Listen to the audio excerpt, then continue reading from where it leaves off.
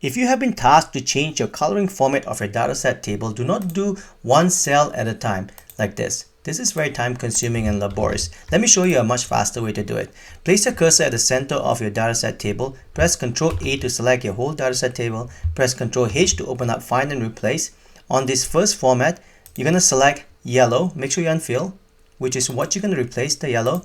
And then the second format, it's what you're going to replace with. I'm going to replace yellow with, say, cyan, and click OK. And if you click on replace all, you can see that 24 changes have been made and all the yellow has been changed to cyan like this. Now, if you want to replace this brown font to red and bold font, again, you place a cursor at the center of the dataset table like this and press Ctrl A and Ctrl H to open up Find and Replace What. And let's clear our previous Find and Replace formatting like this. And now, if you go Find What format here, let's go to Font. And I know the color is not this brown, but this brown here. And click OK. This is what we're going to look for. And the next format is what you're going to replace with. We're going to replace it with, say, red. And we're going to make it bold. You can change font size if you like, but I'm going to leave it as it is. And now we're going to click OK. And if you hit Replace All, you can see 19 changes has been made.